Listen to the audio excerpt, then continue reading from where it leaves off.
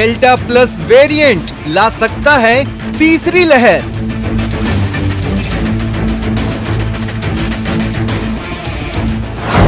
दूसरी लहर में डेल्टा वेरिएंट ने मचाया था कहर।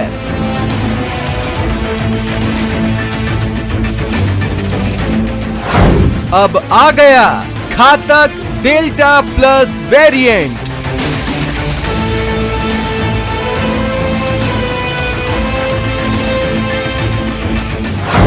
डेल्टा वेरिएंट के रूप में हुए बदलावों की वजह से बना delta plus variant.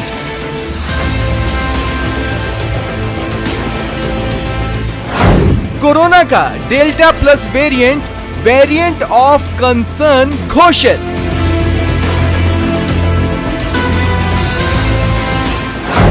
Health experts की आशंका, डेल्टा प्लस वेरिएंट वैक्सीन और इन्फेक्शन इम्यूनिटी दोनों को दे सकता है चकमा।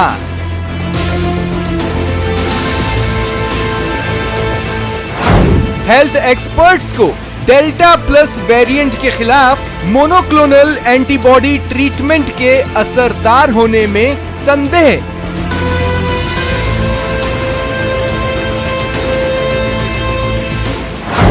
WHO ने कहा, डेल्टा प्लस वेरिएंट चिंता का विषय, दुनिया भर में फैल रहा है नया स्ट्रेन।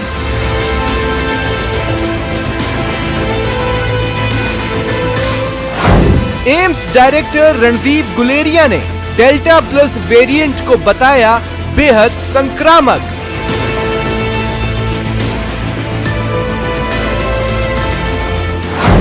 डेल्टा वेरिएंट कितना खतरनाक। स्वागत है आप सभी का, आपके साथ मैं हूं स्वप्निल।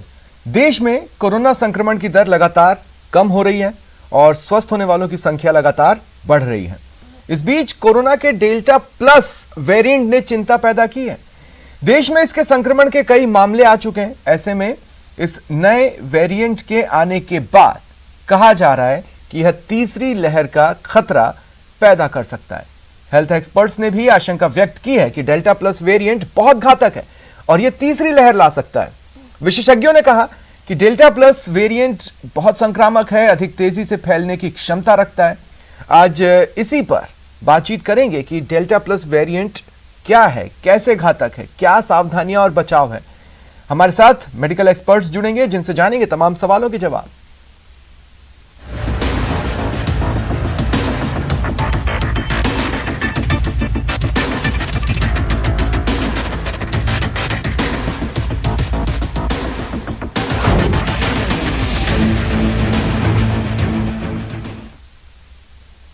और हमारे साथ जो गेस्ट जुड़ रहे हैं आपको इंट्रोड्यूस करवा देता हूं। मेडिकल एक्सपर्ट डॉक्टर कुसुम गौड़, सीनियर प्रोफेसर हैं एसएमएस मेडिकल कॉलेज से, हमारे साथ जुड़ रही हैं। और डॉक्टर समीर भाटी, सदस्य हैं वैक्सीन अवेयरनेस कमेटी के।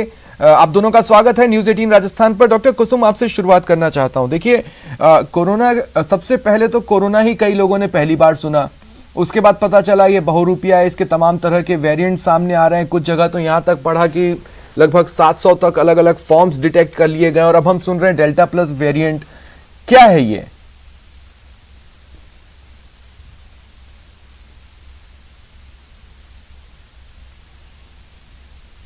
चेंजेस होते रहते हैं क्योंकि एक्चुअली में जो भी कोई लाइफ बीइंग है वो अपने स्टेबिलिटी के लिए, अपने रहने के लिए, अपनी व्यवस्था के लिए अपने में थोड़ा थोड़ा चेंज करता रहता है, जो एनवायरमेंट पर ज्यादा वो थोड़ा स्टेबल हो सके। तो यही बात कोरोना की है। कोरोना भी अपने में थोड़ा चेंज करता रहता है, एनवायरमेंट में जैसे ही चेंज होता है या हमारी मेडिसिन जैसे ही बढ़ती है या हमारे वैक्सीन जैसे आते हैं तो वो भी अपने हिसाब से थोड़ा चेंज कर लेता है। तो इसको कहते हैं कि थोड़ा चेंज होने को, चेंज करने को बोलते हैं म्यूटेशन। तो ये वायरस में, कोरोना वायरस में म्यूटेशन जी सॉरी। तो आपने पूछा कि कोरोना बार बार क्या चेंज करता है, कैसे होता है। तो एक्चुअली कोई भी लिविंग बींग्स जो भी होते हैं वो अपनी स्टेबिलिटी के एनवायरनमेंट में स्टेबल रहने के लिए अपने आप में कुछ न कुछ चेंज करते रहते हैं, जो ज़्यादा अडेप्टेबिलिटी उनकी हो जाए। इसी तरीके से कोरोना है, कोरोना जैसे हमारी मेडिसिन डेवलप होती हैं, हमारे वैक्सीन डेवलप होते हैं, तो ये भी अपने आप में चेंज करता है अपने आप को ज़्यादा स्टेबल बनाने के लिए। पहले अल्फा वेव थी, फिर डेल्टा वेव आई, और अब डेल्टा प्लस वर्जन म्यूटेशन का आ रहा है। तो अपने आप को स्टेबल करने का मतलब पिछली बार से ज्यादा ताकतवर, पिछली बार से ज्यादा घातक। बिल्कुल बिल्कुल। अल्फा वेव जो थी वो पहले वो अल्फा वेव थी, और जो सेकेंड वेव जो आई है वो that is because of delta wave. और अब थर्ड जो वेव आने के चांसेस हैं, जो हम लोग काफी एक्सपेक्ट कर रहे हैं, वो डेल्टा प्लस म्यूटेशन की वजह से आने वाली है। इस डेल्टा प्लस म्यूटेशन जो है ये उससे भी ज़्यादा स्टेबल है, और उससे भी ज़्यादा ये ट्रांसमिटेबल है, ज़्यादा इसमें करने की क्षमता है, यानी फैलने की क्षमता है। और सबसे बड़ी बात, एक और बात है, इसमें जो लंग के जो रिसेप्टर सेल्स हैं उनमें ज़्यादा चिपकने की क्षमता है, यानी इसमें इस वाले म्यूटेशन में इसकी स्पाइक्स हैं, प्रोटीन्स की स्पाइक्स ज़्यादा हैं, तो वो लंग सेल में ज़्यादा चिपकते हैं, तो थोड़ा सा सीवियरिटी भी हो सकती है। हालांकि इस पे अभी लिटरेचर कुछ नहीं कह पा रहा है कि ये डेल्टा से ज़्यादा सीरियस होगा या डेल्टा जैसा ही होगा, बट चांसेस हैं कि ये ज़्यादा सीरियस हो। और सबसे इम्पोर्टेंट बात एक और है इसके साथ में, कि ये इम्यून एस्केपिंग प्रॉपर्टी है इसकी। इम्यून एस्केपिंग प्रॉपर्टी का मतलब ये है कि ये जैसे इम्यूनिटी डेवलप हो जाती है ना, चाहे वैक्सीन से हो, चाहे डिजीज हो गई तो उससे इम्यूनिटी डेवलप हो, तो ये उस इम्यूनिटी को भी क्रॉस कर लेता है। तो इसके जो चांसेस हैं वो जो इम्यूनाइज्ड जो वैक्सीनेटेड पर्सन्स हैं, आई मीन टू से वैक्सीनेटेड जो पर्सन्स हैं, उनमें भी ये होने के ज़्यादा चांसेस हैं। मतलब पहले तो वैक्सीनेशन में वाले में होता नहीं था, 0.03 या 0.04% के आसपास ही होता था, पर इसमें ज़्यादा चांसेस है। डॉक्टर कुसुम, एक चीज मैं कहना चाहता हूँ, देखिए एसएमएस में हाल ही में जीनोम कोडिंग शुरू हो गई है। इसका मतलब है कि अब हमारे खुद के भी स्पेशलिस्ट इसके बारे में और स्टडी करेंगे। लेकिन बच्चों पर लहर के असर को लेकर मुझे दो बातें पढ़ने और सुनने को मिल रही हैं। पहली तो लंबे वक्त तक ये आशंका जताई जाती रही कि बच्चे सबसे ज्यादा प्रभावित होंगे, लेकिन अब एक सेकेंड व्यू भी, काउंटर व्यू आ रहा है कि हो सकता है बच्चे प्रभावित ना हो। तो अभी स्टडीज किस स्टेज पर है बच्चों को लेकर? अभी बच्चों को लेके जो लिटरेचर है वो कंट्रोवर्शियल है थोड़ा सा। कि कुछ लोग कहते हैं, कुछ लोगों का जो लिटरेचर है, जो उनकी डाटा है, वो बोल रहे हैं कि ये बच्चों पे, थर्ड वेव बच्चों पे ज्यादा असर करेगी, और कुछ कह रहे हैं कि नहीं, इसका ओवरऑल इफेक्ट होगा, क्योंकि ये जिनको डिजीज हो चुकी है उनको भी इफेक्ट कर सकती है। जो मैंने अभी इम्यून एस्केप वाली बात करी थी वो यही है, चाहे डिजीज पर्सन में इम्यूनिटी बन गई हो तो उसको भी ये हो सकती है, और वैक्सीनेटेड वालों को भी ये हो सकती है। अब एक सवाल आता है कि वैक्सीनेटेड वालों को भी ये हो सकती है तो वैक्सीन क्यों लगवाएं? नहीं, वैक्सीनेशन हमको 90% के आसपास इम्यूनिटी देता है, उससे थोड़ी कम हो जाती है, बट ये करीबन 60% के आसपास इसमें रह जाती है, बट 60% तो we are protected, so we should go for the vaccination. Message इससे ये गलत नहीं है कि वैक्सीन का क्या बिल्कुल। देखिए मैं लगातार इस बात को मेंटेन कर रहा हूं कि जो वैक्सीन है वो दरअसल एक बुलेट प्रूफ जैकेट है। बुलेट प्रूफ जैकेट की अपनी सीमाएं होती हैं, वो आपको काफी हद तक तो गोली से बचा ही लेगी, लेकिन उसके बाद कुछ समय के बाद हो सकता है कि वो बुलेट प्रूफ जैकेट आपको न दे, लेकिन काफी हद तक सुरक्षा तो वो देता है, और उसी काफी हद तक सुरक्षा को टारगेट करके आपको वैक्सीन लगवाना है, क्योंकि हल्की सी चूक भी बहुत भारी पड़ सकती है। मैं डॉक्टर कुसुम आगे आपके पास आता हूं। डॉक्टर समीर, अब मैं आपके पास आ रहा हूं। चूंकि हम देखिए यूं तो दुनिया घूमने के सपने हैं और बहुत हसीन सपने हैं, लेकिन इस वक्त घर से हसीन कुछ नहीं है, ये एक बहुत सिंपल सी बात है। लेकिन अब जब वेरिएंट अपने आप को और ताकतवर कर रहा है, तो कहने का मतलब है पहले 2 गज की दूरी थी, फिर हमने 6 गज की, अब डेल्टा प्लस वेरिएंट के लिए क्या करेंगे? मतलब हर व्यक्ति घर के अलग अलग कमरों में ही रहे, या फिर मैं ओवर एग्जैजरेट कर रहा हूं, कुछ एक फॉर्मल ऐसी बातें हैं जिसको हम फॉलो कर लें? जी बिल्कुल, जैसा आपने बताया कि जिस तरह से हम वायरस से बच रहे हैं, तो वायरस भी हमसे बचने की कोशिश कर रहा है और वायरस उसी बचने की कोशिश के अंदर अपना स्वरूप चेंज कर रहा है। जैसे डॉक्टर गौर ने भी बताया, पूरा उसको एक्सप्लेन किया कि वायरस में म्यूटेशन जो होते हैं, ये बदलाव होते रहते हैं, चेंजेस होते रहते हैं। जैसा हमने देखा सेकेंड वेव के अंदर, जो हमें एक्सपेक्टेड भी नहीं था कि इतनी तेजी से इस तरह से ये वेव आएगी। उसका तेजी का कारण क्या था? वो बहुत ज्यादा संक्रामक था। अगर दर्शक उस तरह से समझे, वो हाईली इंफेक्शियस था। इसके 3 तरह के नेचर है। जो वायरस है, 3 तरह का हमें इसमें देखना पड़ता है। जो आप जीनोम कोडिंग की, जीनोम सीक्वेंसिंग की बात कर रहे हो, इसमें हम देखते हैं कि वायरस एक तो नया म्यूटेट आया। अभी जो नया म्यूटेट या जो नया वायरस आया, जो अभी हम बात कर रहे हैं फिलहाल डेल्टा प्लस की, कि ये ज्यादा इंफेक्शियस है, ज्यादा संक्रामक है, या फिर ये ज्यादा लीथल है, ज्यादा जानलेवा है, या थर्ड ये हमारे इम्यून एस्केप कर रहा है कि नहीं। इम्यून एस्केप जो मैडम ने बताया, इस समय इतना महत्वपूर्ण क्यों बन जाता है? क्योंकि इस समय हमारा वैक्सीनेशन ड्राइव काफी स्पीड अप चल रहा है और हमें ये देखना है कि वैक्सीन पर ये कितना ज्यादा इफेक्टिव है। तो सबसे महत्वपूर्ण बात आती है, जैसा आपने बताया कि घूमने फिरने के अरमान है, सब कुछ चीजें ठीक है, बट यहाँ पर अभी ये जान लेना बहुत ज्यादा जरूरी है कि अभी महामारी पूरी तरह से गई नहीं है, अभी कोरोना वायरस पूरी तरह से गया नहीं है, अभी सेकंड वेव भी पूरी तरह से खत्म नहीं हुई है, अनलॉकिंग की प्रक्रिया शुरू हो गई है। सबको जान लेना ये जरूरी है। अभी हम देख रहे हैं, जो हमारी वैक्सीन अवेयरनेस कमेटी भी है, इसमें ज्यादातर लोगों का एक जो है माइंडसेट रहता है कि हमें तो वैक्सीन अब लग गई है तो हम प्रोटेक्टेड हैं। हाँ, अच्छी बात है, आप प्रोटेक्टेड, आपको सुरक्षा मिल रही है, आप सीवियरिटी से, गंभीरता से बच रहे हैं, पर उससे ज्यादा महत्वपूर्ण है कि आप इन्फेक्शन को स्प्रेड कर सकते हैं। ठीक है, आप बच गए पर आप उसको इन्फेक्शन को फैला सकते हैं। वायरस तो एंटर कर सकता है, वो रेप्लिकेट कर सकता है और आप कैरियर भी बन सकते हैं। इससे ज्यादा महत्वपूर्ण है जो हम बच्चों की बात कर रहे थे कि हमारे बच्चे इस बार ससेप्टेबल हैं कि नहीं। देखिए, बच्चे सेकंड वेव में भी इन्फेक्ट हुए थे काफी। सेकंड वेव में पूरी की पूरी फैमिली इन्फेक्ट हुई थी, तो बच्चे भी काफी इन्फेक्ट हुए थे। बच्चों के लिए इसलिए ज्यादा माना जा रहा है कि उनके लिए कोई वैक्सीन नहीं आई है। स्पेसिफिकली 18 साल से नीचे के बच्चों के लिए तो वैक्सीन है ही नहीं, तो डेफिनेटली ससेप्टेबल तो वो है ही। तो इसलिए हमें ध्यान रखना है कि हमें अपनी सुरक्षा के साथ दूसरों की सुरक्षा भी करनी है। इसलिए नहीं तो सर, जैसे देखिए, हाथ धोने की बात थी कि हाथ धोना है, सैनिटाइजर यूज करना है, मास्क लगाना है और सोशल डिस्टेंसिंग मेंटेन करना है। अब हाथ धोने को लेकर तो काउंटर व्यूज आ चुका है, उस पर कॉन्ट्रडिक्शंस आ चुके हैं, लेकिन सैनिटाइजर पर कोई कॉन्ट्रडिक्शन नहीं आया है, मास्क पर कोई कॉन्ट्रडिक्शन नहीं आया है। लेकिन सोशल डिस्टेंसिंग का डिस्टेंस कितना हो जाएगा, कहने का मतलब, क्योंकि अगर वायरस ताकतवर हुआ है तो वो फैल भी और दूरी से सकेगा, जितनी आम समझ में मैं लूं। जी जी, देखिए, इसके ऊपर और भी अभी स्टडीज आ रही है डेल्टा प्लस के अंदर, कि जिस तरह से जीनोम सीक्वेंसिंग चलेगी और अभी जैसे 40 के करीब केसेस आए हैं हमारे सामने, और केसेस आएंगे और फर्दर इसके कैरेक्टरिस्टिक्स पे और ज्यादा स्टडीज हो रही है कि ये किस तरह से बिहेव करेगा। अभी हमारी ये जनता की और सबकी रिस्पॉन्सिबिलिटी क्या आ जाती है कि कुछ चीजें कॉम्प्रोमाइज हो जाती है, कि सोशल डिस्टेंसिंग कहीं ना कहीं कुछ भी देखें हम, थोड़ी कॉम्प्रोमाइज हो जाती है। मास्क को बिल्कुल कॉम्प्रोमाइज नहीं करना। अगर फिलहाल अभी की बात करें हम, आप मास्क बिल्कुल यूज कीजिए। हेल्थ केयर वर्कर्स में हम बोलते हैं कि N95 मास्क सब यूज करते हैं, बट बाकी लोगों को डबल मास्किंग वो कर सकते हैं। मास्क को बिल्कुल कॉम्प्रोमाइज नहीं करना और मास्क को ठीक तरीके से पहनना है। अभी भी हम देख रहे हैं अनलॉकिंग होते हुए बाहर जब हम जाते हैं, लोग नाक के नीचे मास्क लेकर, उसका कोई फायदा नहीं है लगाने का। चालान से बचने के लिए मास्क नहीं, मास्क आपको आपकी सुरक्षा के लिए, समाज की सुरक्षा के लिए, परिवार की सुरक्षा के लिए पहनना है, ठीक तरीके से पहनना है।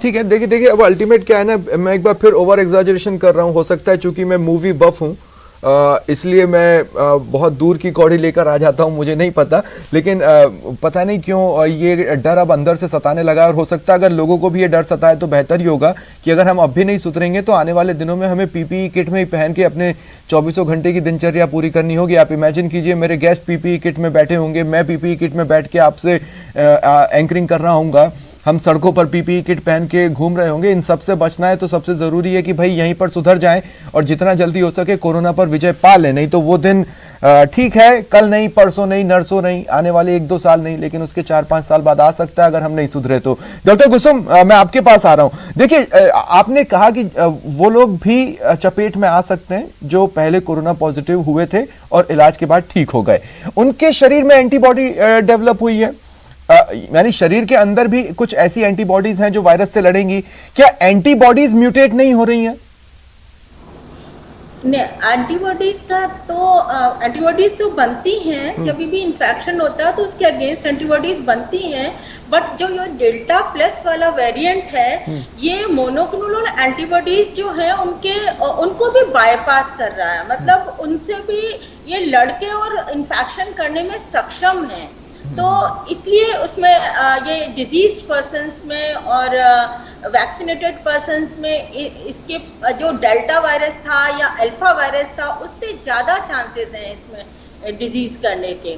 तो ये बात है। तो हम जब ऑलरेडी वैक्सीन ले रहे हैं, हम वैक्सीन को 100% फुल प्रूफ करने के लिए बूस्टर डोज भी ले रहे हैं, खासकर कोवैक्सीन और कोविशील्ड की अगर मैं बात करूं, ये सिंगल डोज वाली वैक्सीन नहीं है, हम बूस्टर डोज लेंगे। अब कहा तो ये भी जा रहा है कि हो सकता है हर साल या एक पीरियड के बाद हमें बूस्टर डोज की जरूरत पड़ती रहे। इस बूस्टर डोज पर डेल्टा प्लस वेरिएंट का क्या होगा, क्योंकि वो तो दोनों डोज मिलाकर एक कंप्लीट पैकेज बन रहा है। तो क्या ऐसा कोई मेगा बूस्टर डोज या ऐसा कुछ इन प्लान है जो हम फ्यूचर के लिए हम तैयार हैं उसके लिए? देखिए 2 डोज तो अभी लग ही रही हैं, कोवैक्सीन की भी लग रही हैं, कोविशील्ड की भी लग रही हैं। ये 2 डोज वैक्सीन से ही अपन का ये शेड्यूल पूरा माना जाता है। पर ये वाली स्टडीज चल रही हैं कि whether it is to be repeated after 1 year और नॉट, 1 साल के बाद रिपीट करें हम इसको कि नहीं करें, इसकी भी स्टडीज चल रही हैं। पर देखते हैं क्या होता है। पर वो डेल्टा वेरिएंट के बारे में मैं ये आपको बता रही थी कि ये वैक्सीनेटेड पर्सन्स को भी होने के चांसेस होते हैं, बट फिर भी सेफ्टी देता है। जैसे मैंने आपको बताया कि 90% तक तो 95% तक सेफ्टी होती है नॉर्मली, बट डेल्टा वायरस के साथ ये सेफ्टी थोड़ी कम हो जाती है, 60-65% तक ये सेफ्टी हो जाती है। तो मतलब इन्वर्ट कर रहा है ये अपनी एंटीबॉडीज को भी बाईपास करके इन्फेक्शन करने में सक्षम है। और दूसरी चीज, एक और चीज है जो अपन ट्रीटमेंट में जो अपन दे रहे हैं, जो अभी तक जो चल रहा है उसको भी ये बाईपास कर रहा है, क्योंकि इसने अपने आप को म्यूटेट किया है और अडेप्ट किया है और स्ट्रॉन्गर स्मार्टर बनने के लिए इसने ये वाला डेल्टा प्लस वाला वायरस इसने म्यूटेट किया है अपने आप को। तो हमें वो उस पर भी शोध चल रहे हैं, उस पर भी रिसर्चेज चल रही हैं कि what can be the possible treatment, जो शेड्यूल है इनका क्या होना चाहिए जो डेल्टा वायरस से इन्फेक्टेड पर्सन्स हैं। तो ये भी चल रहा है और ये ज़्यादा संक्रामक है जैसा अभी डॉक्टर साहब ने बताया, तो उसके लिए भी, क्योंकि इसके जो पार्टिकल हैं वो और थोड़े हल्के हैं पार्टिकल बजाय के डेल्टा और अल्फा वायरस से, तो ये थोड़ा और दूर तक जा सकते होते हैं। जैसे अल्फा है वो ड्रॉपलेट न्यूक्लियाई है, बट ये ड्रॉपलेट है, ड्रॉपलेट न्यूक्लियाई थोड़ा भारी होता है, ये ड्रॉपलेट है, ये एयर के साथ थोड़ा जा सकता है। तो मे बी पॉसिबल, इस पर भी रिसर्च चल रही है। अभी डेफिनेटली कह नहीं सकते कि it may be air transmitted virus, तो एयर ट्रांसमिशन भी होने के ठीक है। मैं एक सवाल और लेना चाहता हूं डॉक्टर समीर। अभी देखिए वैसे ही लोगों को मैंने कई लोगों को देखा जिनको वैक्सीन अवेलेबल हो रही थी कोविशील्ड, वो इंतजार करते दिखे कि नहीं हम कोवैक्सीन लेंगे। इसी तरह से कुछ लोगों का ये कहना था कि जब स्पुतनिक आएगी तो वही लेंगे। अभी 2-3 और वैक्सीन कमिंग डेज में मार्केट में आएंगी। मेरा कहने का मतलब ये है कि अब जब लोग वैसे ही चॉइस की बात करने लगे हैं, ये एक डरावनी परिस्थिति है। मेरा कहना है कि जिसको पहले जो मिल रहा है वो लगा लो। अब डेल्टा प्लस वेरिएंट को लेकर लोगों को इस बारे में समझा पाना और जवाब देना थोड़ा और मुश्किल हो सकता है। अब लोग कहें कि भाई एफिकेसी रेट स्पुतनिक की ज्यादा है, मैं उसका वेट करता हूं। देखिए ये बात हमें समझ लेना जरूरी है कि बीच में जिस तरह की जो भी चीजें आ रही थी, कभी एकदम से रुझान लोगों का कोवैक्सीन की तरफ हो जाता था, कभी कोविशील्ड की तरफ हो जाता था, और जैसा आपने बताया कि स्पुतनिक का भी लोग इंतजार कर रहे थे। बट अभी सबसे महत्वपूर्ण ये है कि कोई भी वैक्सीन है आपको प्रोटेक्शन तो देगी, कितना देगी, कम ज्यादा देगी, वो आगे और रिसर्च के बाद सामने आएगा। और उससे महत्वपूर्ण बात है, जैसा अभी आपने भी बताया कि आगे बूस्टर डोज तो तैयार हो ही रही है, मॉडिफिकेशन उसके अंदर होगा, डोजेज अपडेटेड होगी, तो आगे फर्दर अगर बूस्टर डोज की जरूरत पड़ी तो लगेगी। फिलहाल सबके लिए जरूरी है इस चीज पे ना जाएं। अभी जैसे सेकेंड वेव कम हुई है और थर्ड वेव की जिस तरह से अटकलें सामने आ रही है, सबसे महत्वपूर्ण है जो वैक्सीन आपको मिल रही है आप वो वैक्सीन लगवा लें। और अभी कहा भी जा रहा है जिस तरह की जो है अभी कुछ शुरुआती रिसर्च आई है, सामने जो चीजें जितना डेटा आया है, हमारी कोविशील्ड और कोवैक्सीन दोनों जो है इसके ऊपर इफेक्टिव है, तो आप वो जरूर लगवा लें। कोरोना की शुरुआत से जिस तरह से इलाज का प्रोसेस रहा है, डॉक्टर कुसुम भी मुझसे सहमत होंगी इस बात पर सवाल मेरा डॉक्टर समीर आपसे ही है। शुरुआत जैसे ही कोरोना ने कहर बरपाने की, इलाज का जो मोड रहा है वो रहा है चेज एंड हिट। समय के साथ, हर वेरिएंट के साथ, हर अपडेशन के साथ ये और फाइट इलाज का तरीका इंटेंस ही हुआ है। अब ये पहली बार है कि किसी वेरिएंट को लेकर मेडिकल कम्युनिटी पहले से ही इस तरीके से तैयारी कर रही है कि ताकि चेज और हिट की जरूरत ना पड़े, हम पहले से ही कुछ एम्युनिशंस के साथ तैयार रहें। अब मेरा सवाल यह है कि पहले कोरोना ने डराया, फिर उसके स्ट्रेन ने डराया, फिर उसके वेरिएंट ने डराया, अब एक प्लस वेरिएंट आ गया है, तो क्या मतलब एक बुरे सपने की, ये अभी बुरा सपना आगे भी जारी रहने वाला है? जैसे कंप्यूटर में लैंग्वेज होती है सी, तो सी के बाद C++ आ गया, तो वैसे हो सकता है फिर आगे डेल्टा++ आ जाए या और कोई भयानक रूप सामने आ जाए। देखिए, इसको बहुत ही सिंपली भाषा में समझने की जरूरत है। जब तक हम एक अपनी हर्ड इम्यूनिटी का टारगेट अचीव ना कर लें, जब तक हमारी 70 से 80% तक जनता या तो वैक्सीनेटेड हो जाए या नेचुरल इम्यूनिटी हो, जो कि हम चाहते नहीं, नेचुरल तरीके से लोग इन्फेक्ट हो, हार्ड इम्यूनिटी हमारी जब तक अचीव नहीं होगी, तब तक हमें इसको जो है, इस लड़ाई को इसी तरह से लड़ना पड़ेगा। हमें सतर्क रहना पड़ेगा, हमें तैयार रहना पड़ेगा। जिस तरह से अभी बात हुई है, जहां जहां पर ये आए हैं आपके वेरिएंट्स, डेल्टा प्लस वेरिएंट मिले हैं, उनको हमें माइक्रो कंटेनमेंट जोन बना के वहीं पर रोकना पड़ेगा। अपनी जीनोम सीक्वेंसिंग स्टडीज को बढ़ा के उनको डिटेक्ट करना पड़ेगा और वो उनको कंटेनमेंट जोन बनाते रहना पड़ेगा। सिंपल सी बात है, हमारा टारगेट है हर्ड इम्यूनिटी को लेकर आना। और जिस तरह से भी वैक्सीनेशन ड्राइव काफी स्पीड अप हो चुकी है, हमने देखा जैसे 21 तारीख से काफी स्पीड अप हुई है, और आगे भी अगर इसी स्पीड से अगर ये ड्राइव चलती रहे तो हम बहुत ही जल्दी अपनी जो हम टारगेट कर रहे हैं हर्ड इम्यूनिटी का, वो अचीव कर पाएंगे। और शायद जो हमें टनल लग रही है कि इस टनल से कब हम बाहर निकलेंगे, तो वो हम तभी निकल पाएंगे। एक छोटी सी बात मैं यहाँ पर बस कहना चाहता हूँ, ये कि जब ये हमसे ये कहा जा रहा है कि इस साल के अंत तक पूरे देश को वैक्सीन लग जाएगा, ये एक बहुत लंबा डिस्टेंस है। इसका मतलब ये है कि अगर इसी तरह से वेरिएंट बनते रहे तो चेन को तोड़ पाना या उसको कंट्रोल में रख पाना मुश्किल हो सकता है। तो अगर वैक्सीनेशन ड्राइव और तेज़ होती है और हम ये टारगेट रखें कि मोस्ट टू मोस्ट सितंबर एंड तक देश भर को वैक्सीनेट कर दें, तो ये फाइट थोड़ी आसान हो सकती है। नहीं तो अभी तो बहुत सावधानी बरतने की ज़रूरत है। इन शॉर्ट, बहुत बहुत शुक्रिया आप दोनों का मेरे साथ जुड़ने के लिए और तमाम बातचीत के लिए।